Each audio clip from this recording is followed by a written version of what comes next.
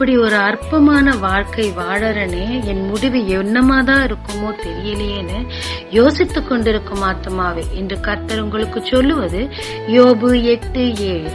உம்முடைய துவக்கம் அற்பமாயிருந்தாலும் உம்முடைய முடிவு சம்பூரணமாயிருக்கும். தன் மகளின் சுகத்திற்காக போராடின அந்த ஸ்திரியை பார்த்து நாய்களுக்கு கொடுப்பதில்லை என்று இயேசு சொன்ன போது மற்றவர் கண்களுக்கு முன்பாக அவள் அற்பமாய் எண்ணப்பட்டாள். ஆனால் அவளுடைய விடாப்பிடியான விசுவாசத்தை இயேசு மெச்சிக்கொண்ட போது அவள் மேன்மையடைந்தாள், மகளும் சுகம் பெற்றாள், சம்பூர்ணமான முடிவை பெற்றுக்கொண்டாள். ஆமாங்க, நம்ம தேவாதி தேவனுடைய பிள்ளைகள். அது அறியாதவங்க நம்மள அற்பமா என்னலாம் நம்ம வெளித்தோற்றத்தை பார்த்து. ஆனால் தேவனும் நம்முடைய முடிவை சம்பூரணமாய் ஏற்கனவே பிளான் பண்ணி வச்சுட்டாருங்க. தொடர்ந்து உங்க விசுவாசத்தை அவர்கிட்ட காட்டுங்க, உங்களுக்கு சம்பூரணமான முடிவு கிடைக்குங்க. ஜெபிக்கலாமாங்க.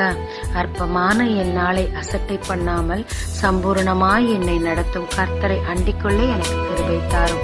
இயேசு மூலம் பிதாவே, ஆமென்.